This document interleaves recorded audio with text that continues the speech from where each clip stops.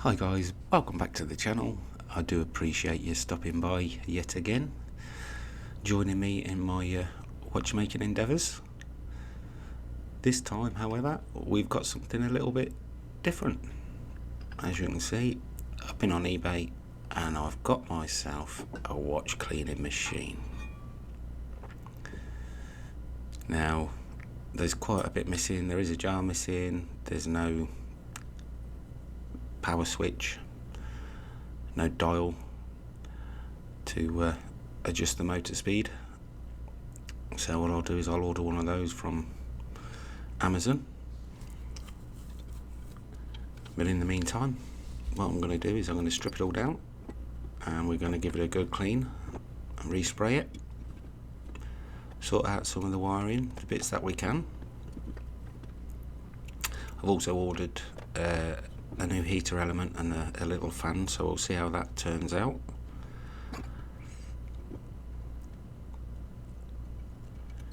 But at the minute I'm just taking off, there's a little connector block on the inside with the wires on it, so I'm taking that off and get that little stub of wire out. I'm going to keep the block, reuse that and put that out of the way, and we'll disconnect the motor. Now it has got a complete basket by the looks of it.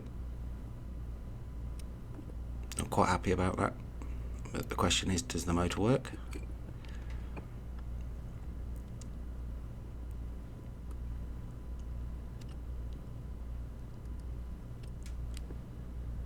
I got this for an absolute bargain.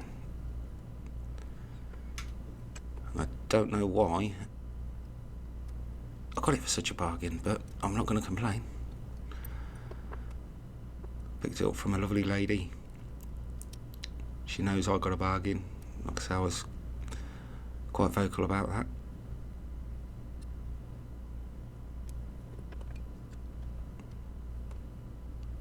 I'm just taking this centre spindle off.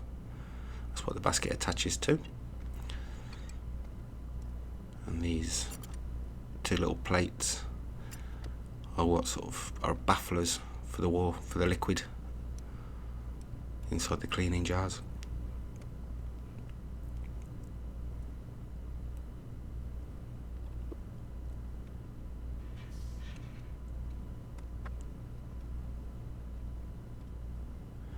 I'm out in my trusty shed again.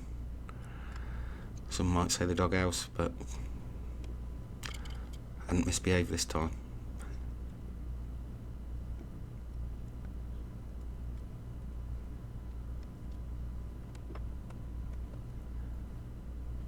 I'm being honest now, I'm not expecting this motor to work, but I figure I may as well strip it down. We're going to take the paint off everything that we can, or best we can. We'll refreshen that.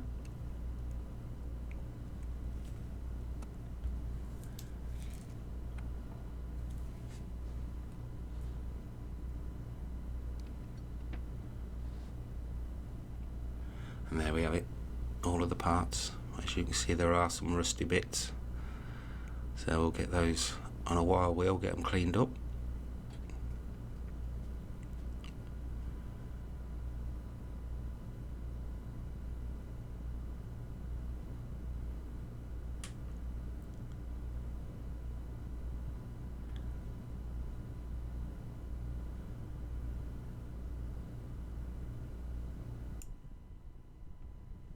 Now I did get this for an absolute bargain. I've seen these baskets online for 120 British pounds. I paid almost as well, a little bit more than that for the whole machine. Now we have got a bit of staining on this jar. I presume that's from the previous owner's cleaning liquids, so we will try and get it out.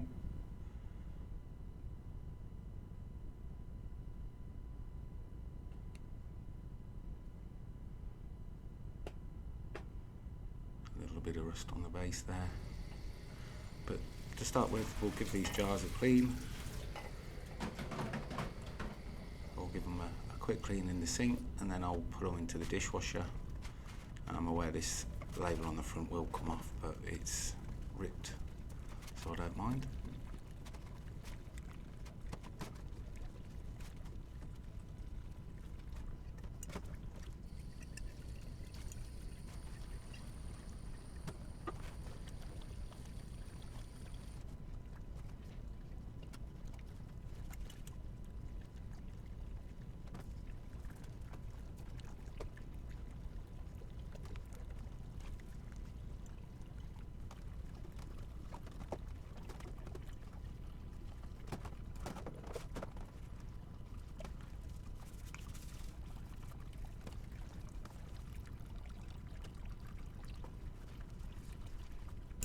Now this is the stained one, and all I'm going to do is I'm going to fill it up and leave it to soak for a while, because I can't scrub those stains away.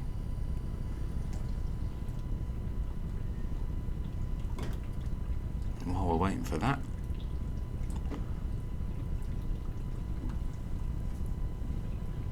tidy up our mess a little bit, and then we'll go back into the shed and I'll take off the surface rust with a wire brush.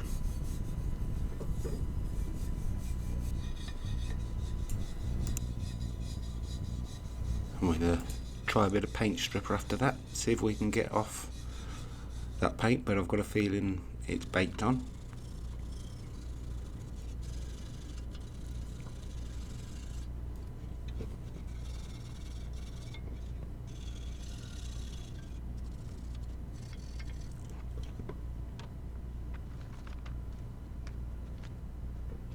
Put a bit of paper down, protect my work area.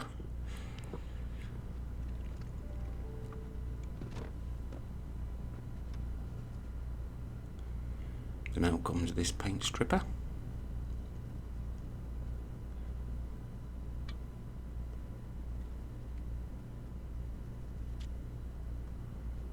So I'm glad of that paper now.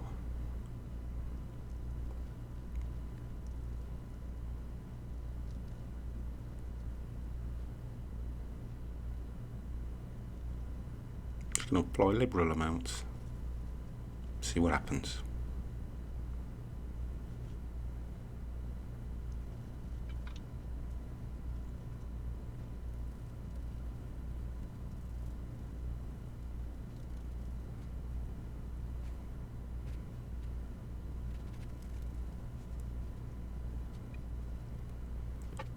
Time for this metal jar. Now this metal jar is what it goes into when it dries.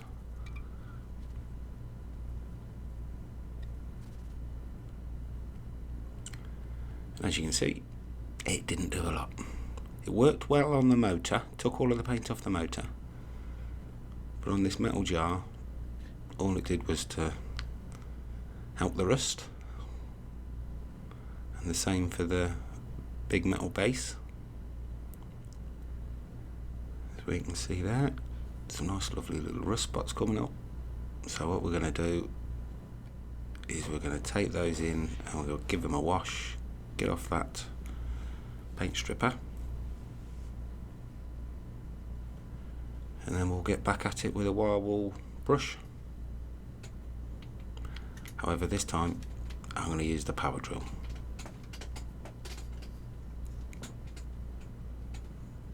I'm sorry for the camera wobbling, but I am in my shed. It's got a wooden floor, it's not terribly even.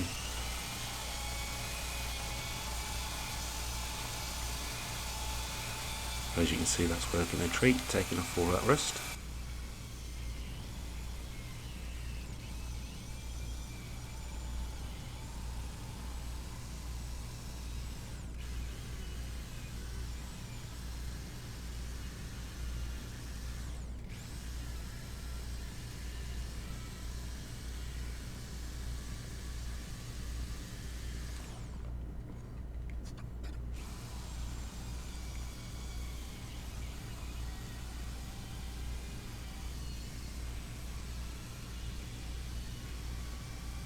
Now my main object here is to get rid of the rust, not too bothered too much about the paint.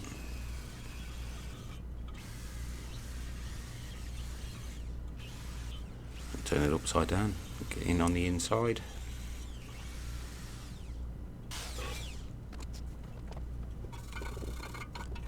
Got some areas that I can't get to with that drill, so out comes the handheld wire brush.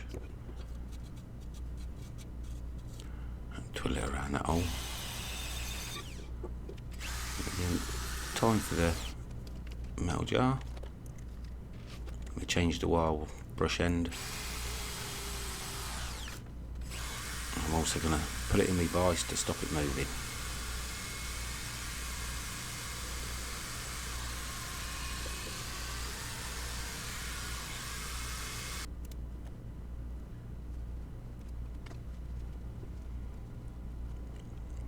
No time for the motor. Like you see there, that paint stripper actually worked.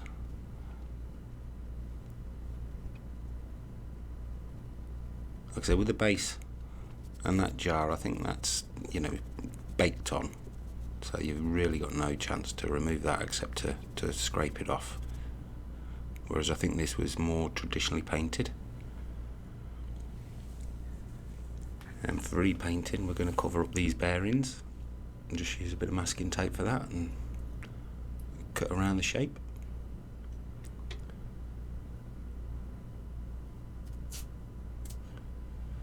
And then we'll get a bit more masking tape and wrap that around the shaft.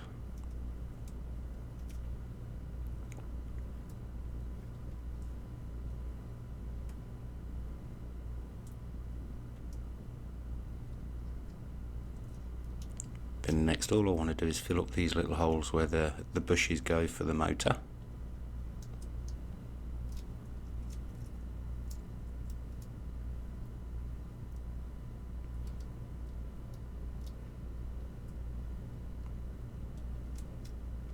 And that will do.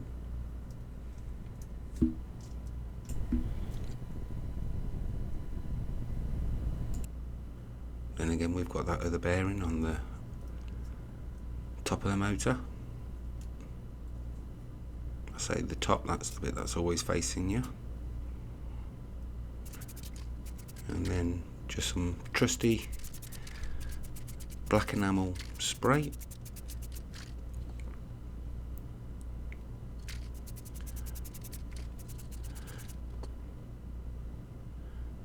You can see I've got a GoPro there and actually forgot to press record.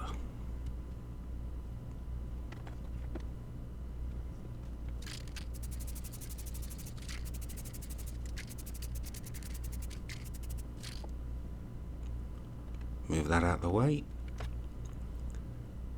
and we'll bring in the base and zoom out so you can see. As you can see, I've already given the jar a bit of a coating.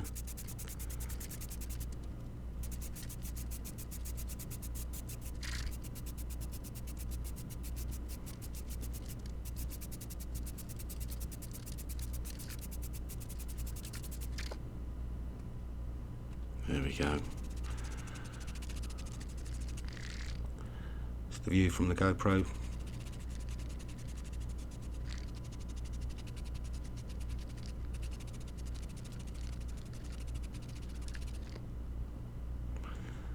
And now it's time to get rid of the rust off some of these parts.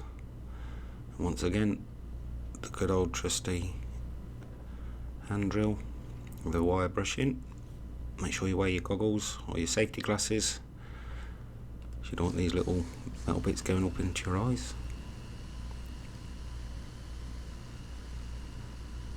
There we go, they're cleaning up nicely.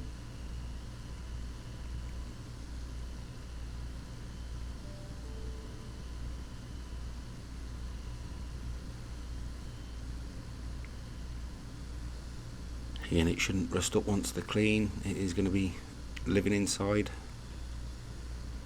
But again, once they are clean, I'll just give them a wipe over with an oily cloth.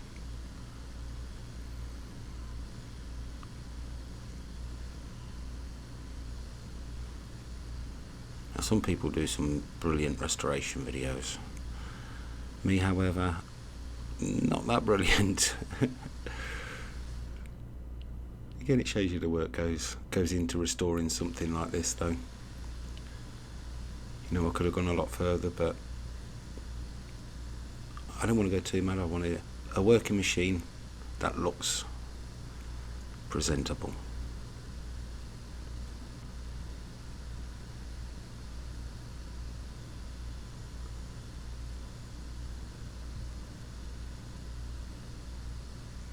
Now, one of these bafflers is quite heavily pitted and scored. I think maybe in the future what I might do is try and tidy that up and replate them.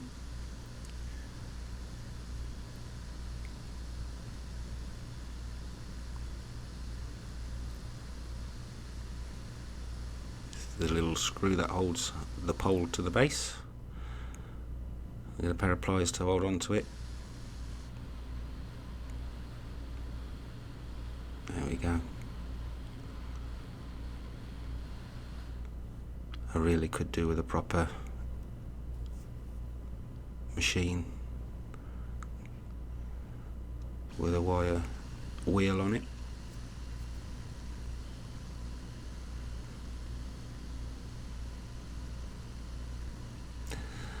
When you get into this hobby, there's a lot you could do with, to be fair. All very expensive usually.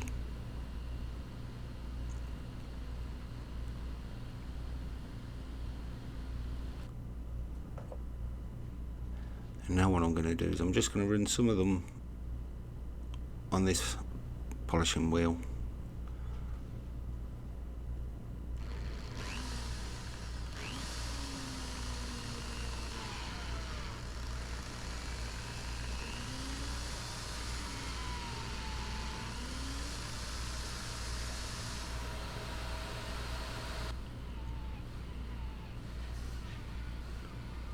Again, the lid's not in the best of condition. There's a few scratches and scrapes on it, and again I think it's been nickel plated, which it's come away in some areas, but I'm just going to run it on the polishing wheel, see if that helps to improve the look of it a little bit.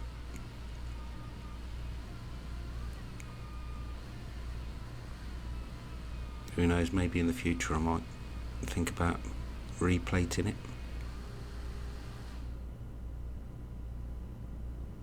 That'll do. I'm just going to run the cleaning basket through it as well. A little bit tarnished, just to try and make it sparkle a bit.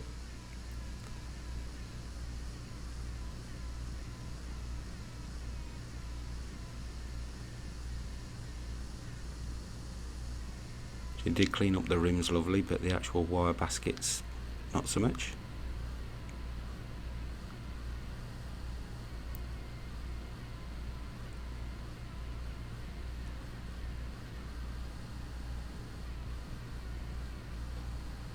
And this is the little spring clip, goes on the bottom for when you put the basket on the spindle.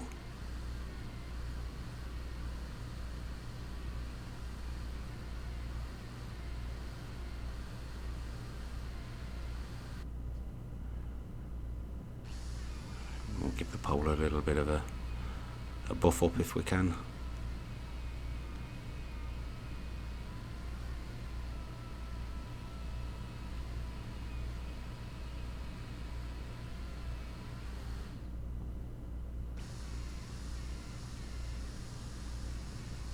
It's just some screw heads I'm doing.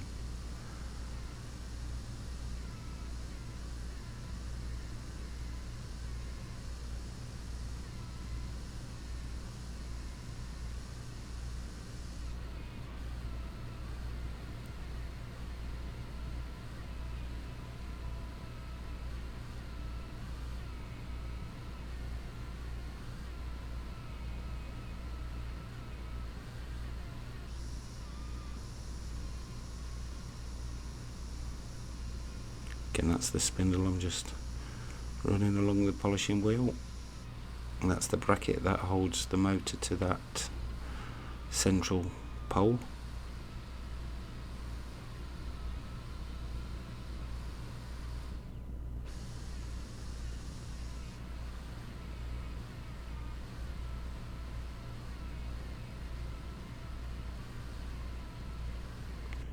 And now we have all of the bits cleaned. repainted and ready to put back together. Just going to start with the motor, put on these little end caps.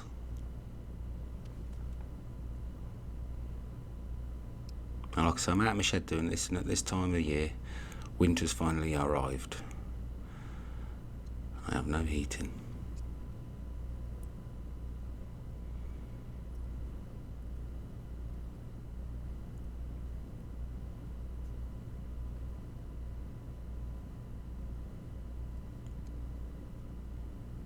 At this point, I'm half thinking to myself that this motor is definitely not going to work, seeing as I've put some work into it.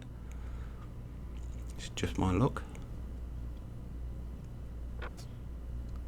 So if it doesn't work, I'm going to get a new motor, and what I will do is change the power of everything, because at the minute this is 240 volts. So what I might do is step everything down to 12 volts.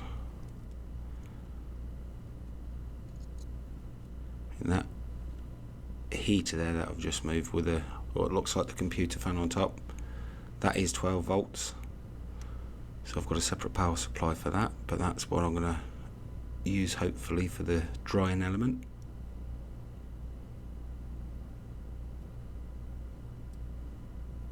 Oh, these screws are absolutely tiny, and like I say, it is cold and my hands are a bit numb.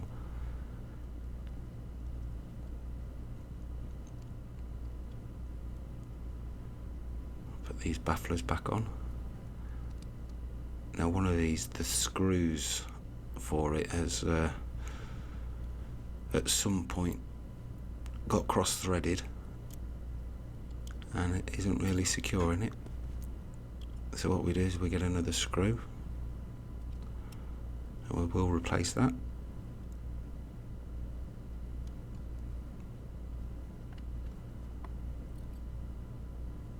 In the meantime, we'll put the spindle back together. That's that spring that goes on the bottom.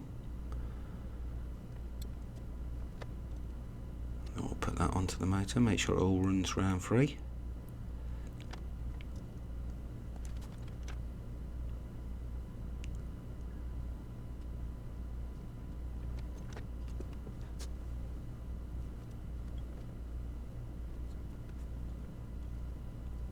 I'm just going to put some heat shrink up against that top end.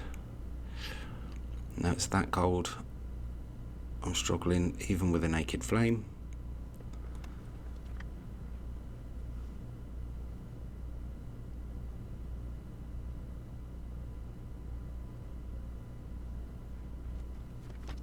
So there I am with my little hot air gun.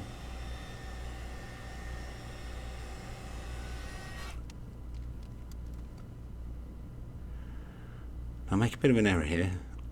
That's on upside down.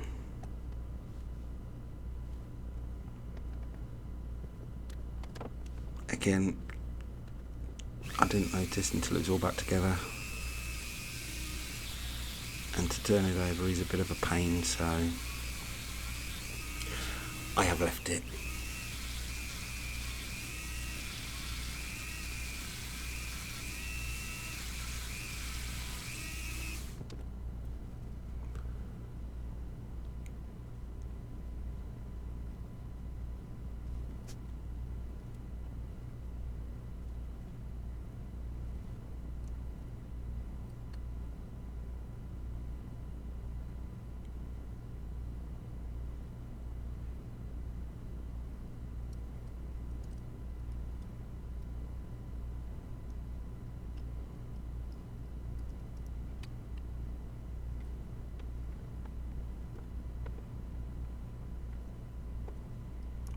Now there is a clip to hold that wire.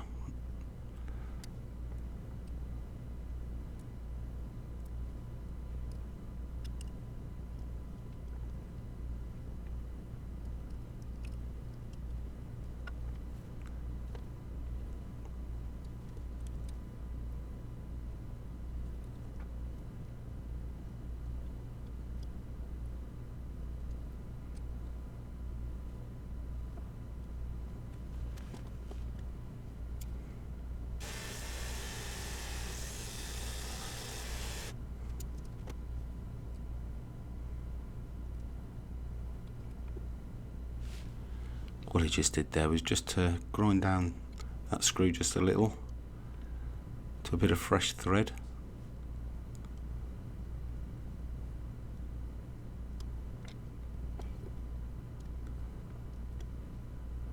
This is where I replace that screw.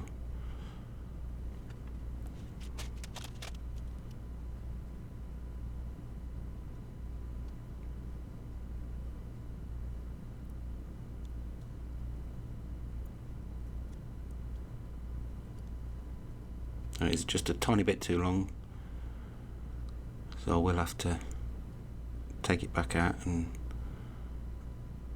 grind it down a bit.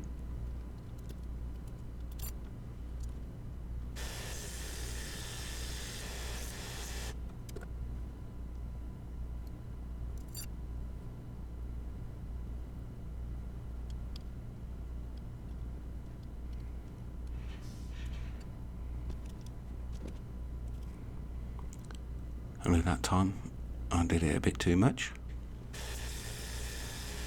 So get another screw. Do it again, but not that much this time. There we have it. Success.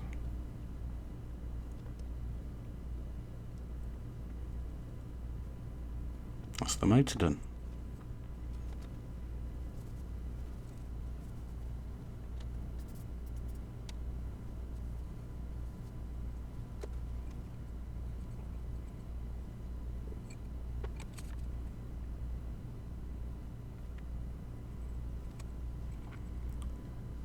Thread that wire back down that central pole.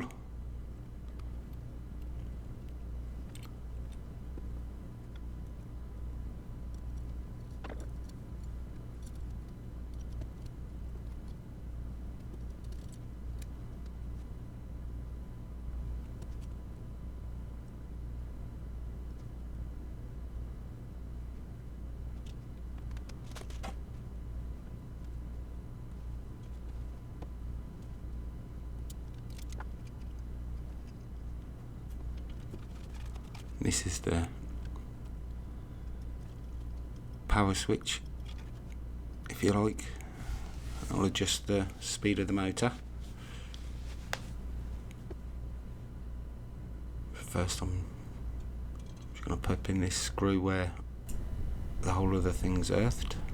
Just give that a bit of clean on the back, make sure it's got a good connection.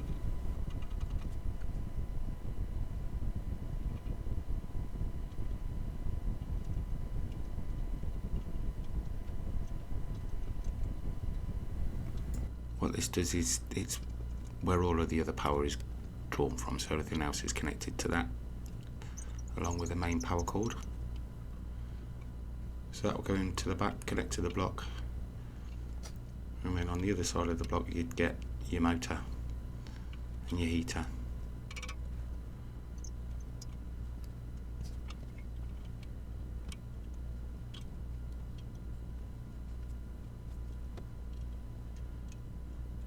Now the nut that's hidden within inside of it, if you like, is working a little loose. So I was just trying to press it down.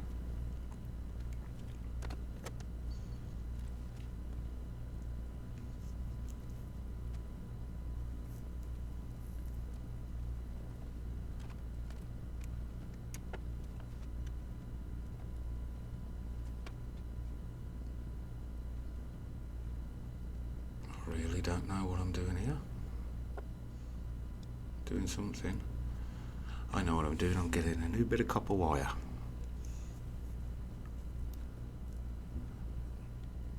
So a little strand of copper wire, if you like, that gets screwed to the case, to that earth screw we put in.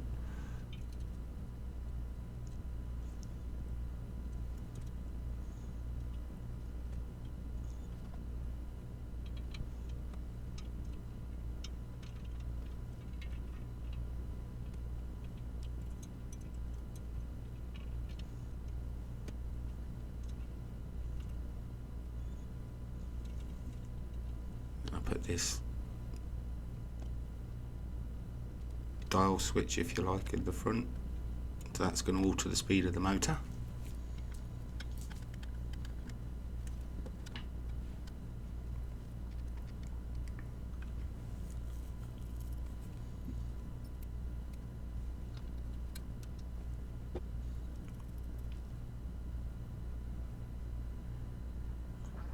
This will be the on and off screw for the heater element part.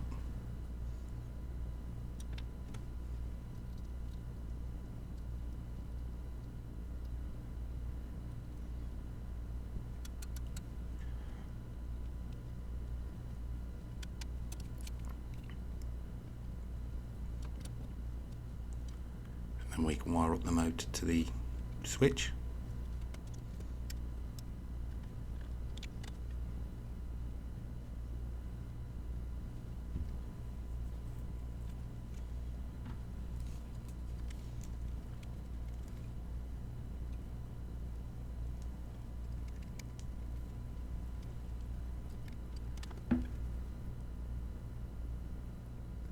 Should get in another bit of cable.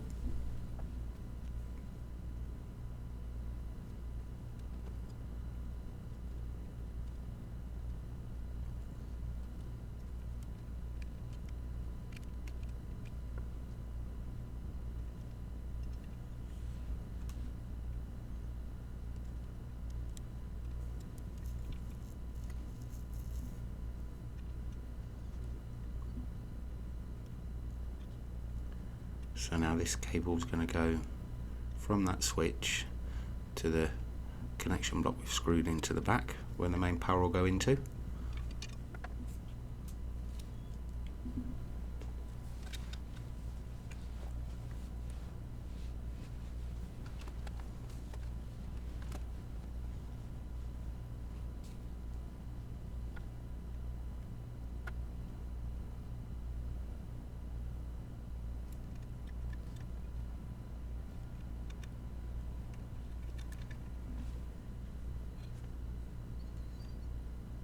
I do apologise if you can hear my computer fans going in the background.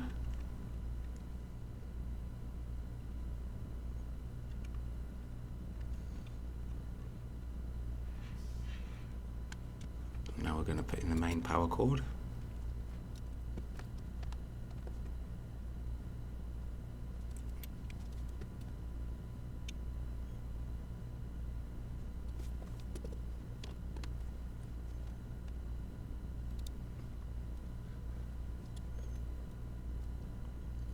And then the moment of truth, let's see, will this motor work?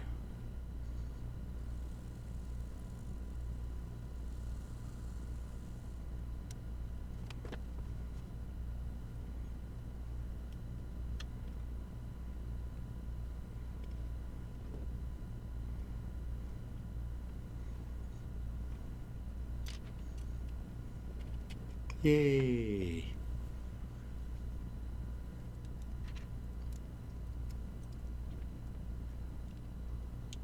So with that all working, I've retired into the house. Mrs. Horology Hubbub has allowed me to use the table in the warm. And now what we're going to do, we're going to install an external power supply for the 12-volt heating element and fan. And then we'll install that heating element and fan.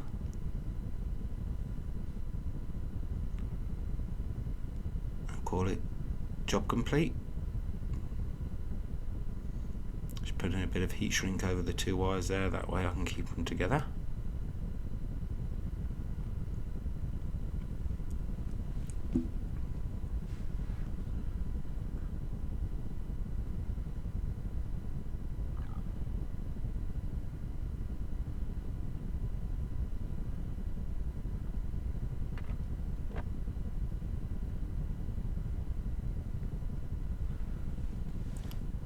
The live and the neutral going nice and easy, and then for some reason the two earth wires don't want to play together.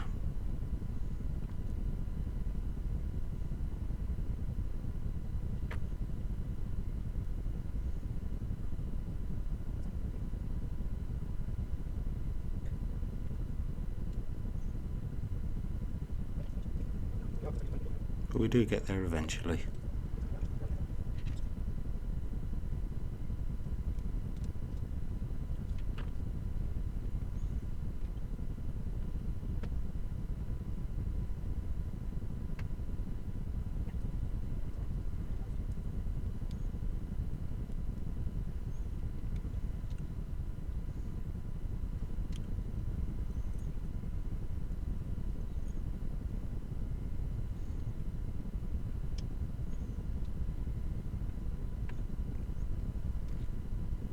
To that side, I'm just putting the motor wires back in.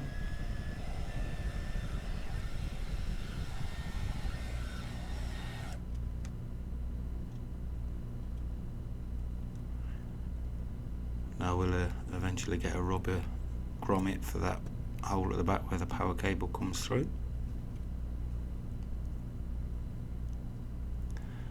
And what I've actually done is I've 3D printed this big disc which will hold that screw, that switch. What I've done is I've 3D printed this big nut, if you like. I'll hold that in place. Before it was just the dial holding it there, the knob on the dial. And now time for a bit of cable management. Good old trusty insulation tape.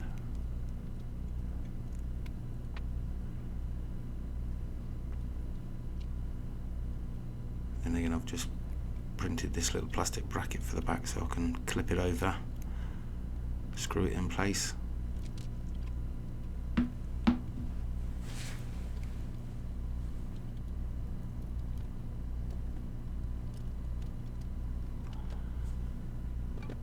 Making sure it's pretty central.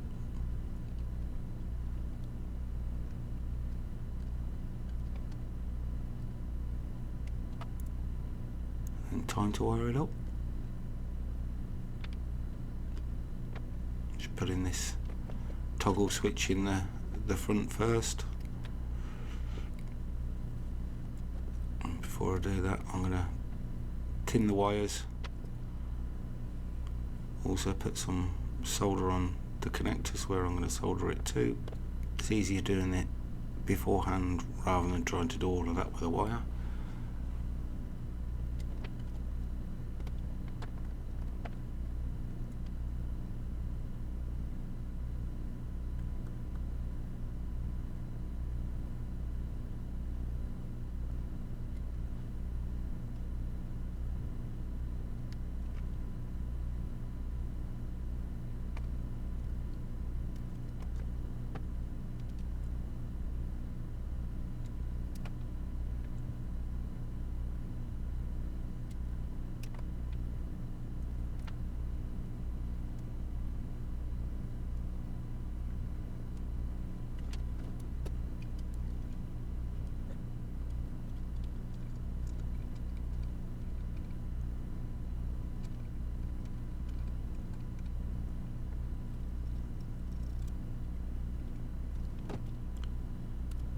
Make sure the switch is out of the way of the metal jar.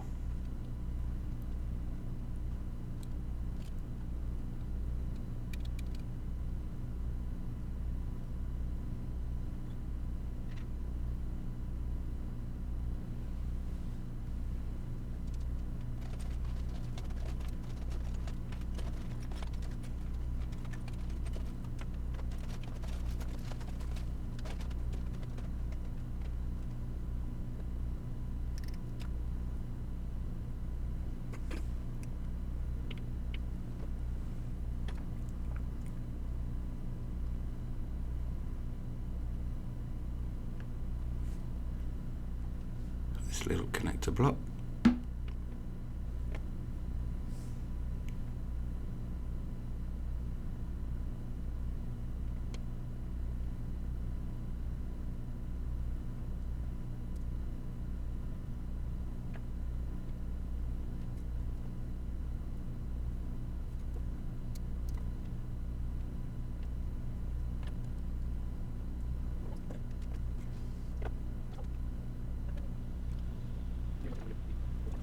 And that'll go out the back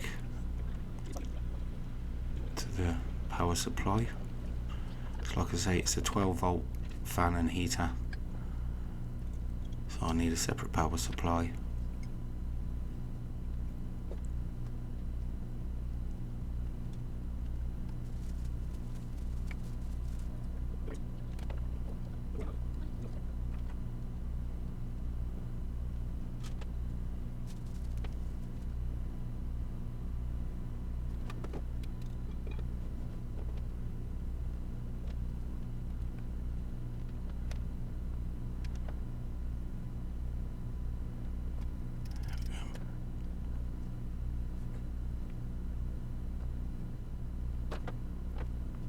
Stripping down the wires now, bare the metal.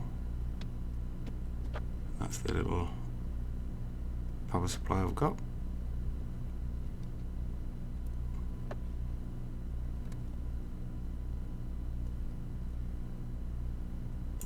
So, one thing I will say, if you are thinking of doing videos, keep an eye on your data storage, because very shortly mine runs out and I don't realise. However, we do run into a problem, and I do get a little frustrated, as I'm showing you now. Once I did get it all wired up and put in, it's too high. As you can see, put the basket down in, and what it does is it fouls on the top of the fan, and then there's a great big gap. So back to the drawing board. And that drawing board is a circle of aluminium, and I've got a different heating element, which I'm going to do is I'm going to attach it to this circle. But first I'm going to put a screw in the middle, and what I'm going to do there is I'm hitting it to hopefully lower that screw down so it's flush. Then that screw goes through the bottom of the cleaning machine like so, and then I've also screwed 4 holes for this heating element.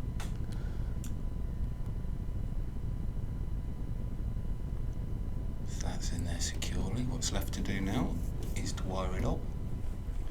Now this one's 240 volts, so I'm going to wire it straight to the power supply on the switch.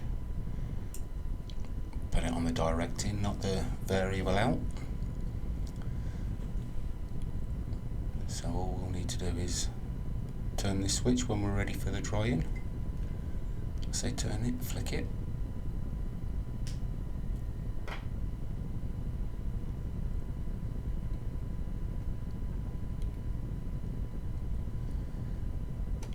Screw that into the power supply.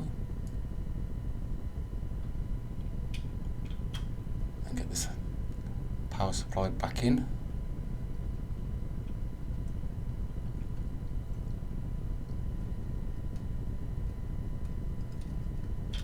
Along with that switch.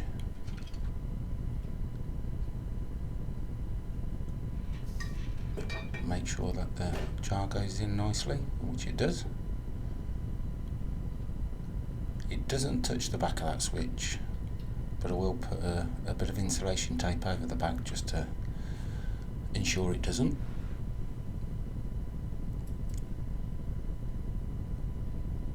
It's just a little label that says on and off. Put that on the nut.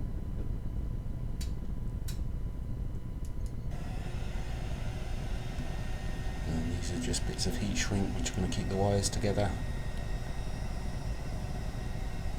And I've taken off that insulation tape that I use for cable management, and I'm going to use some proper cable ties this time.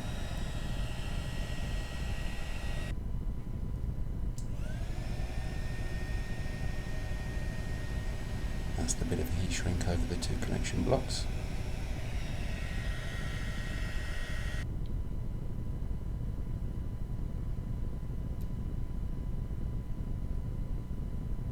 There we are, just putting the last cable tie on. Much neater.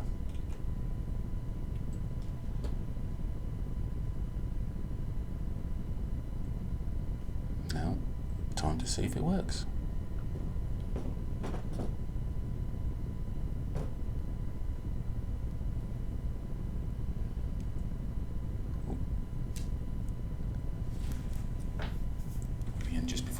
I'm going to pop this bit of insulation tape over that switch.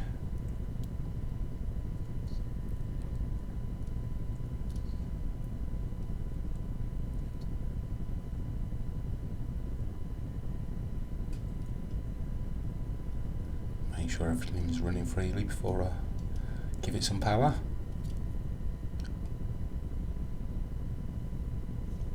There we go, that still works.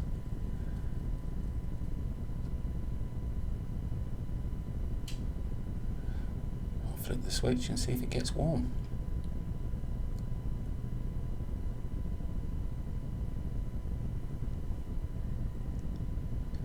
And I can confirm it certainly does get warm.